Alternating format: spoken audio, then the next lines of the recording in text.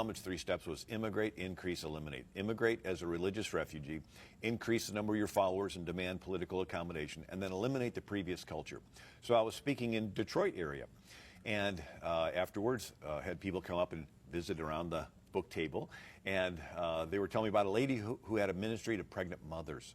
So she shows up at a Muslim house, has a little present. Well, out of a bedroom comes another pregnant Muslim mom. Out of a bedroom comes another pregnant Muslim mom. Out of a bedroom comes another pregnant Muslim mom, all pregnant by the same man. He's practicing Sharia law in his house.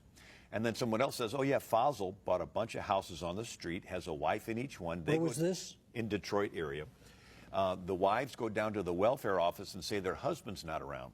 He goes and visits them, and the more kids they have, the larger the checks get. And he's living like a king at state expense, and all the kids playing in the middle of the street are his children. He's practicing Sharia law on his block. They take over several more blocks, and they vote in the school board. And now they have their Sharia in the schools. And then they take over more blocks. They vote in the police department, fire department. And in Hamtramck, Detroit, they vote in the majority of the city council.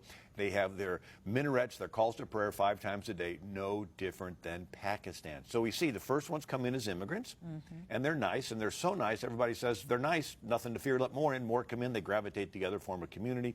Imam shows up and says, okay, you need to start getting a little more serious about this, more fundamental.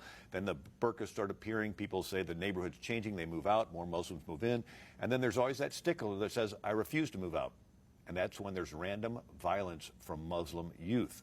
And there's no witnesses, because no Muslim family dare testify against another Muslim family on behalf of some kafir infidel that's hanging in the neighborhood. And so eventually they take over the entire neighborhood. And they do this neighborhood by neighborhood, city by city, block by block, until they take over countries. And there's 1,400 years of track record to observe this pattern. So they took over Egypt, which used to be Coptic Christian. They took over Syria, which used to be Christian. They took over all of Turkey, which used to be Christian. Took over all of North Africa, which used to be. They took Spain, held it for 700 years until the Spaniards drove them out.